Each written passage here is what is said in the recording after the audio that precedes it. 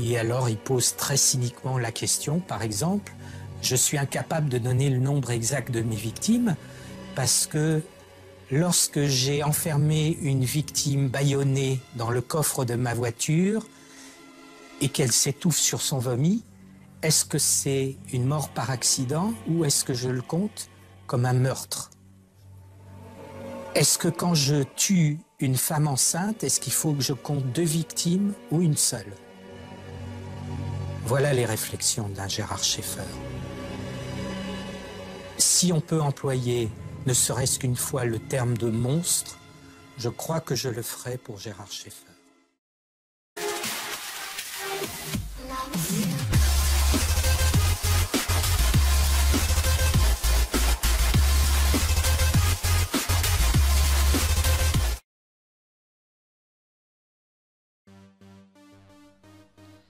Ouais, voilà, l'enregistrement est parti. Donc aujourd'hui, bonjour tout le monde. On va parler d'un monstre absolument horrible, absolument taré. Pour le serial murder numéro 12, nous allons parler de l'animal sexuel, la bête, Gérard Schaeffer, qu'on pourrait définir et caractériser comme le pervers absolu. Donc j'avais envie de faire un épisode numéro 12 parce que je kiffe toujours les faire autant. Donc je présente dans cette série Serial Murder les tueurs en série les plus connus et qui ont marqué les États-Unis. Donc là, Gérard Schaeffer, c'est pas un tueur qui a marqué les États-Unis, mais c'est un tueur qui a marqué en tout cas le spécialiste français du crime. Je vais vous en parler. Gérard Schaeffer, en fait, il a une caractéristique, c'est qu'il possède absolument toutes les déviances possibles. Donc je connais quand même pas mal de tueurs en série moi-même.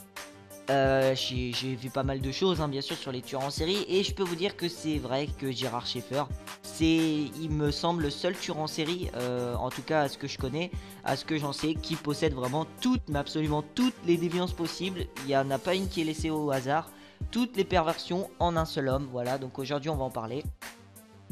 Donc c'est tout, j'ai que ça à dire pour le moment. Je vais commencer cette vidéo, et puis voilà. Alors, Gerard John Schaeffer. Donc déjà le nom il est difficile à écrire. Il s'écrit avec un A, avec un E. Donc Gerard Schaeffer. Donc il est né à Atlanta. Donc Atlanta qui se situe dans l'état de Géorgie. Donc en 1946. Donc c'est aussi la ville dans laquelle il va vivre jusqu'en 1960. Puis par la suite sa famille ira s'installer à Fort Lauderdale. Donc qui se trouve en Floride. Donc la Floride, c'est l'état principalement où il va effectuer la plupart de ses meurtres, même si ce n'est sa série de meurtres. Donc son enfance sera marquée par de réguliers conflits avec son père. Donc il était persuadé que ses parents ne l'aimaient pas et préféraient sa sœur. Et il était sous pression. Il était sous pression car il voulait plaire à ses parents, donc il commença à développer des pensées suicidaires. Et encore plus inquiétant, à 12 ans, il commençait déjà à se masturber en portant des sous-vêtements de femme, donc le travestisme, hein, a priori. Donc il effectuait également des actes masochistes, donc se liant à des arbres et se frappant régulièrement.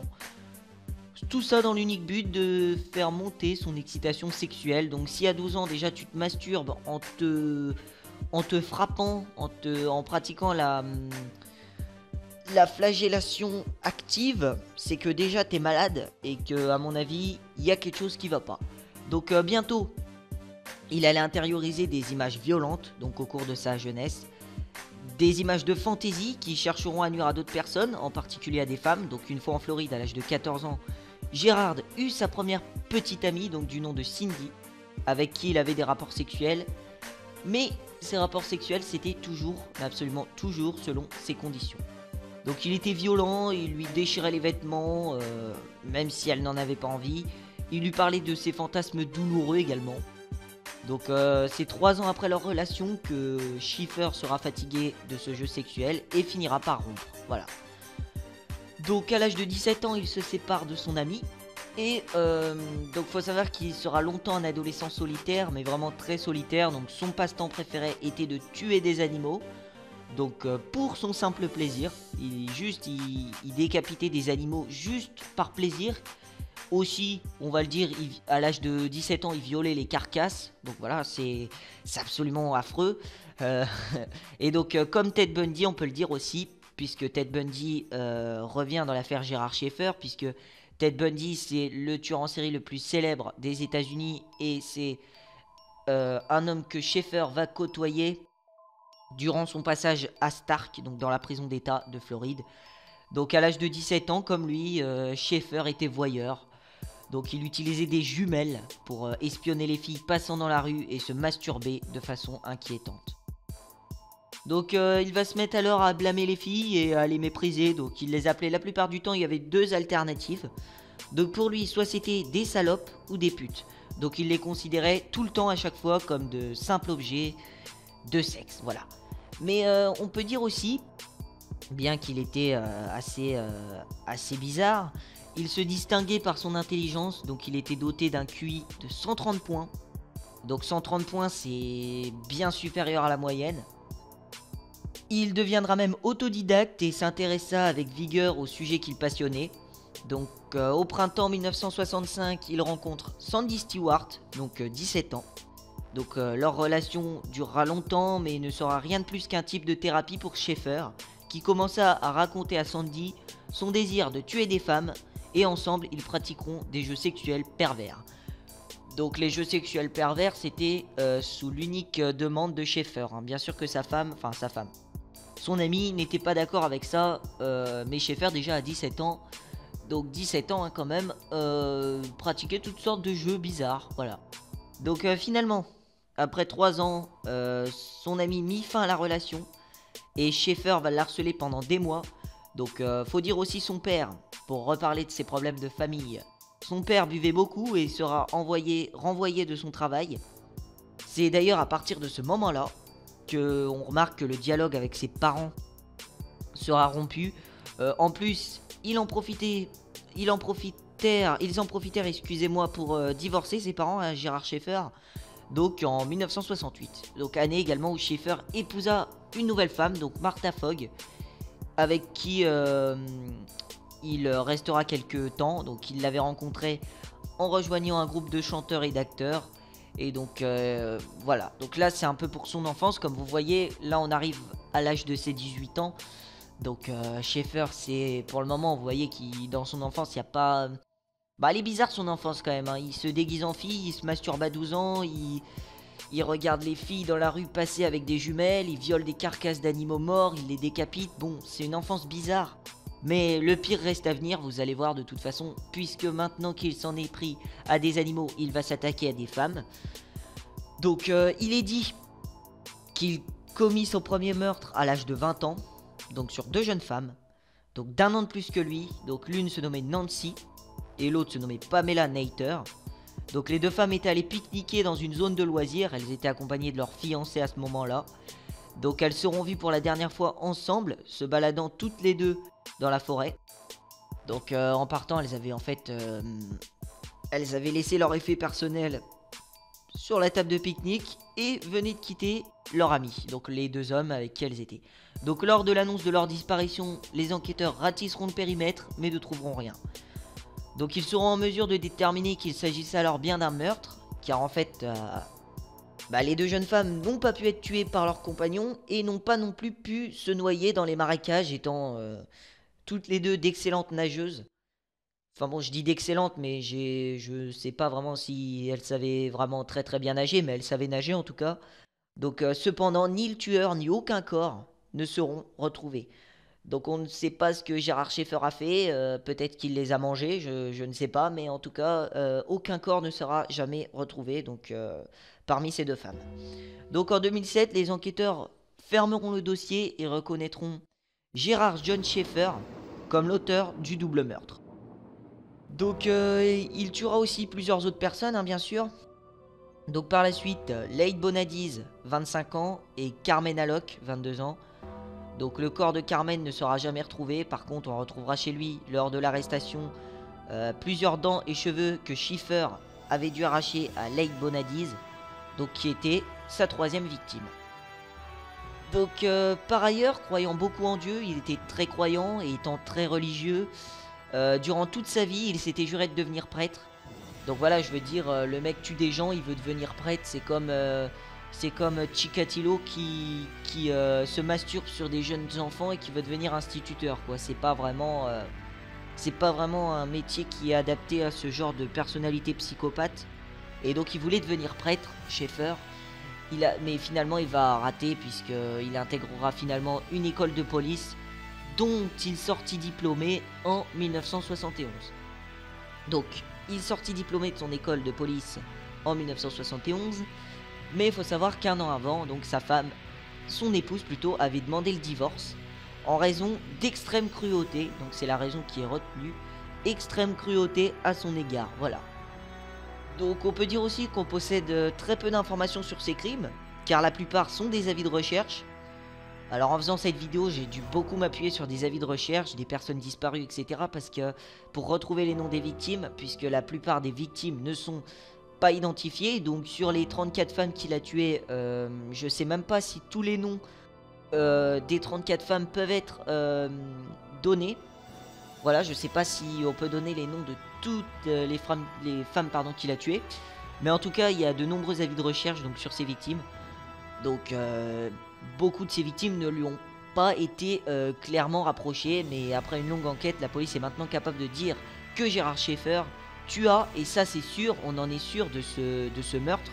On est sûr qu'il a tué. Parce que tu vois, on peut pas dire que c'est vraiment un tueur si on n'est pas sûr qu'il a tué une personne. Mais là, celui-là, on est sûr. Donc on peut dire que c'est un tueur, c'est sûr, pour 2 victimes. Donc il a tué à 2 reprises, donc en 1970. Donc c'est un an avant son diplôme de policier. Donc il s'agissait de 2 écolières. Donc c'est ses plus jeunes victimes aussi, on va le dire. Donc une fillette de 8 ans. D'accord, une fillette de 8 ans et une autre de 9 ans. Donc vous voyez que c'est un tueur, mais c'est aussi un pédophile.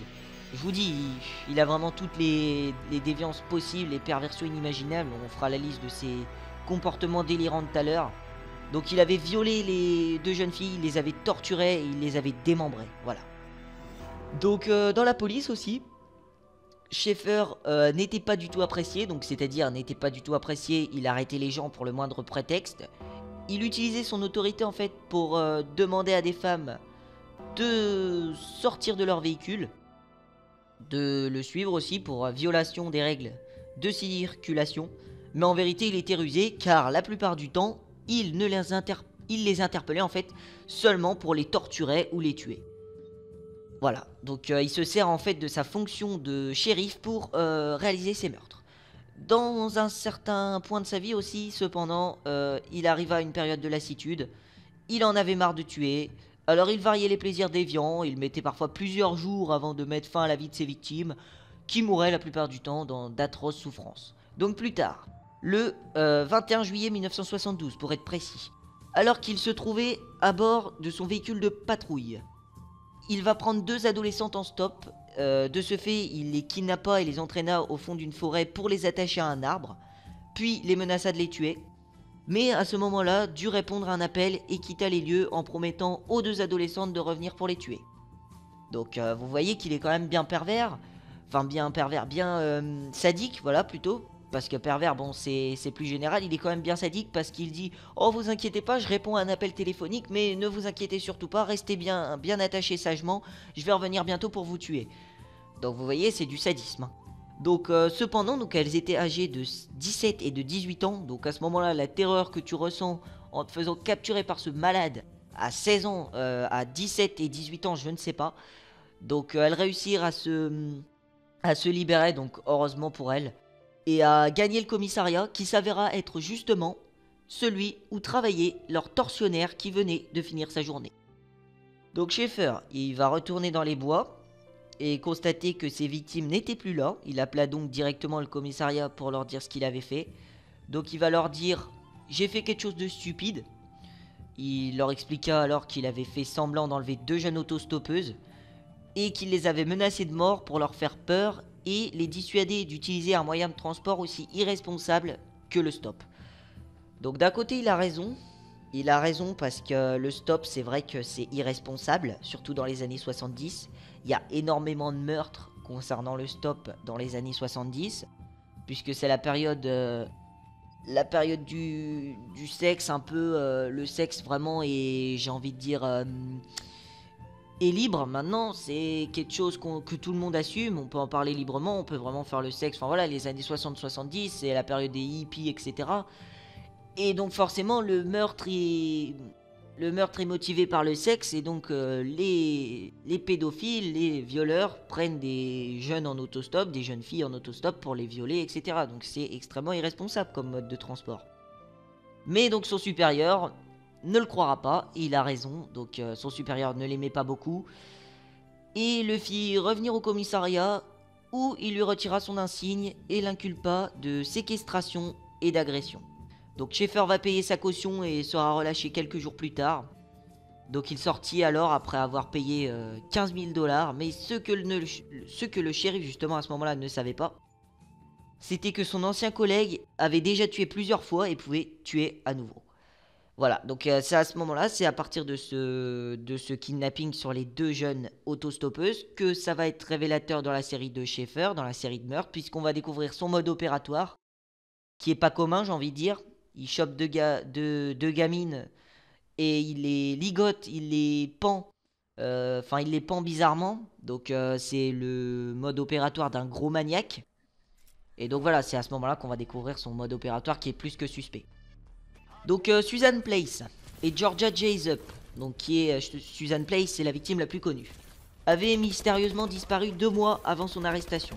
Et les parents de Susan se rappelaient avoir vu au loin un homme plus âgé s'éloigner avec leur fille.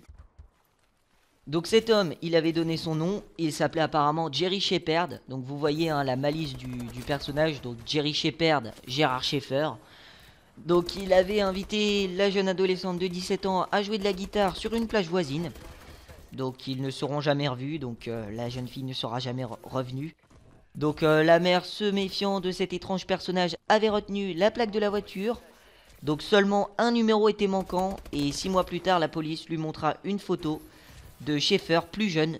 Et après un court instant, donc la mère de la victime ne l'identifia pas. Et Schaeffer ne sera donc pas inquiété pour ce meurtre. Voilà.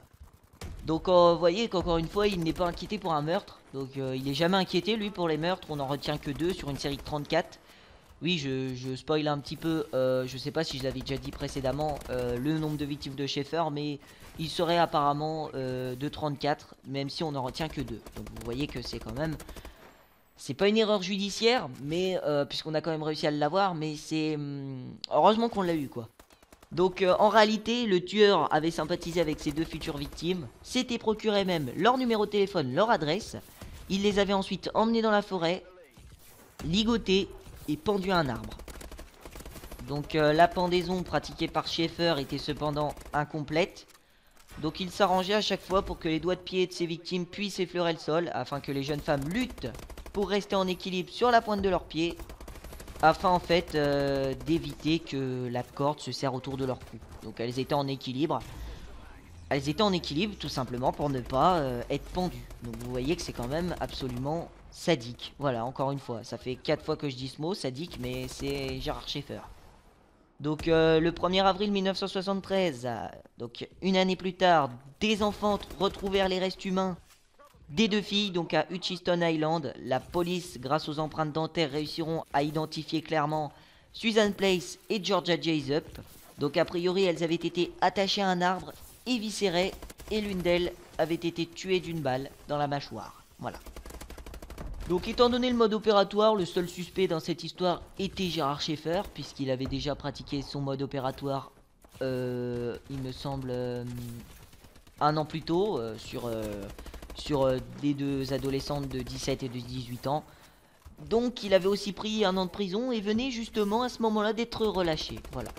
Donc lorsque la police fouilla la maison de sa mère, en tout cas, elle retrouvera un bracelet, excusez-moi, des fois j'ai du mal à prononcer certains mots, donc ayant appartenu à Susan Place, et 3 morceaux de bijoux appartenant à Leigh Bonadies, donc qui avait disparu en septembre 1969.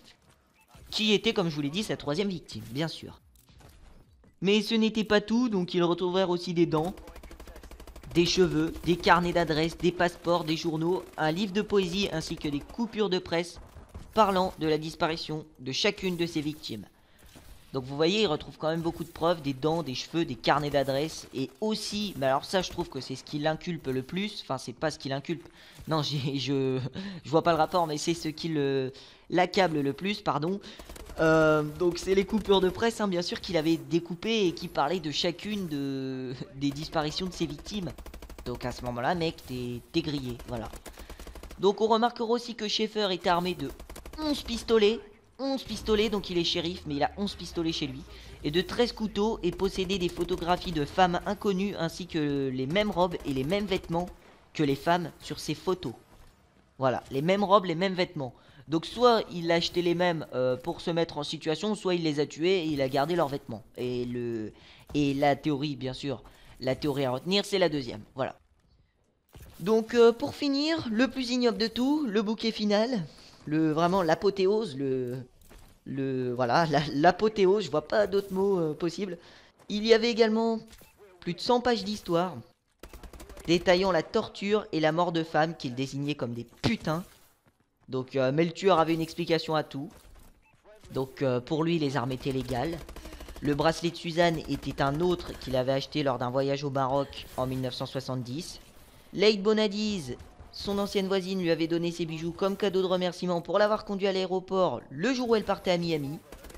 Et les plans d'homicide et de torture faisaient partie d'un rapport rédigé par son psychiatre en 1968 lors de son traitement. Mais personne ne le crut, bien sûr, puisqu'il avait réponse à tout, mais rien n'était réellement vérifiable. Et malgré de fortes présomptions liant le suspect au meurtre ou à la disparition d'une trentaine de femmes et d'adolescentes, le manque de preuves empêcha son inculpation générale. Donc de ce fait, il fut inculpé que pour les meurtres de Susan Place et de Georgia Jessup. Voilà. Donc il sera alors déclaré coupable en octobre 1973 en échappant à la peine capitale qui était alors suspendue en Floride pour écoper finalement à 2 peines à perpétuité. Donc durant tout le reste de sa vie, Schaeffer, la bête sexuelle, l'animal sexuel même, nia toute implication dans ces crimes dont on l'accusait. Donc il sera reconnu seulement de 2 meurtres, sachant qu'on en est certain de 4, puisque maintenant on a Georgia Jessup, Susan Place et les 2 jeunes filles, une de 8 et une de 9 ans.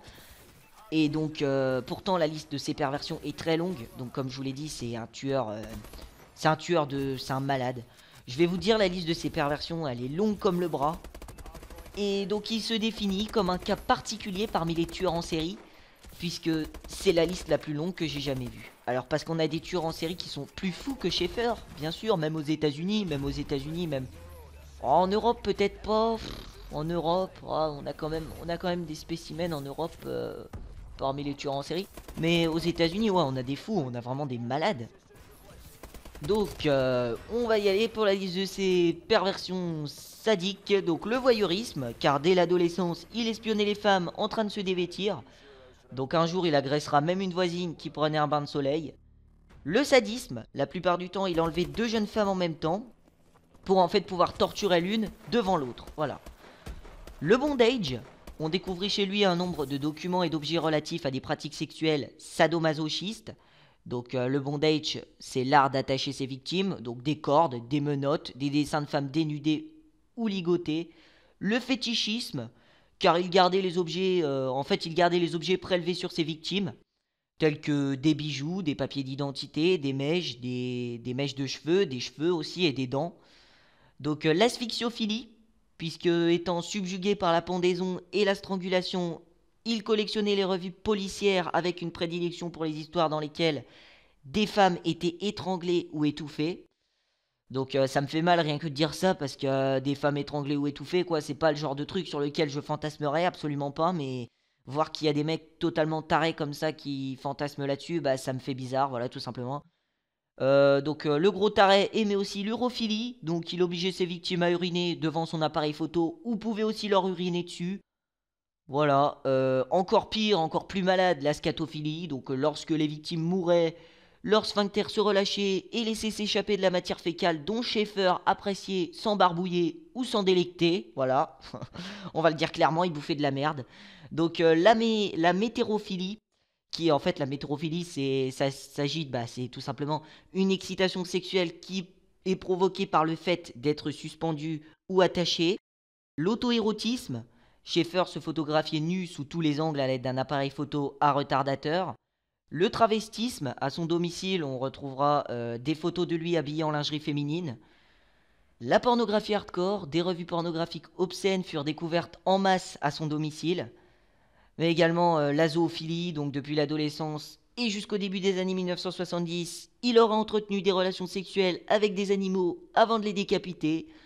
Et donc il pouvait comment dire, il pouvait faire l'amour avec les animaux vivants ou morts, il n'avait pas de préférence. Donc en 1972, alors qu'il commettait des meurtres, on découvrit que de nombreux cadavres d'animaux avaient été victimes de mutilations sadiques, donc c'était lui bien sûr. Et pour finir, la nécrophilie et le cannibalisme. Voilà, donc il aimait violer ses victimes post-mortem, parfois jusqu'à plusieurs semaines après le décès. Donc la nécrophilie pour moi c'est vraiment le pire de tout, la pire de toutes ces déviances, de la pire, si ce n'est celle qui va venir après. Attendez, je vais vous en dire une dernière. Donc il mutilait aussi également les cadavres et affirmait posséder une malle dissimulée où il gardait les têtes de certaines de ses victimes, donc comme Theodore Bundy. Et donc la toute dernière, le petit bonus, afin d'être un petit peu, voilà, le petit bonus, voilà, ça fait toujours plaisir, l'inceste. L'inceste, oui, c'est pas sa mère qui le violait, mais Gérard Schaeffer aimait violer sa mère, voilà. Donc voilà, retournement de situation absolument extrême. Donc au final, derrière son air souriant et chaleureux, Schaeffer est un fou dangereux. Il est défini comme un homme extrêmement dangereux et se caractérise comme une espèce de pervers absolu, comme je vous l'ai dit. Donc en prison, il partagea sa cellule avec Theodore Bundy, avec qui il discuta pendant longtemps. Donc on imagine toutes les horreurs qu'ils ont pu se raconter, ces deux fous. Donc il rencontrera également Otis Toole. Otis Toole que j'aime beaucoup, On va pas dire qu'on aime bien un tueur, mais Otis Toole, le cannibale de Jacksonville, qui est très souriant, encore mieux que Schaeffer. Il est très drôle, Otis Toole, mais il est vraiment très ignoble dans le genre. Donc au lycée aussi, on peut dire, on en arrive au plus important, il était sorti avec Sondra Landon, donc qui est une auteure de romans policiers, qui s'intéresse particulièrement, comme moi d'ailleurs, au cas des tueurs en série.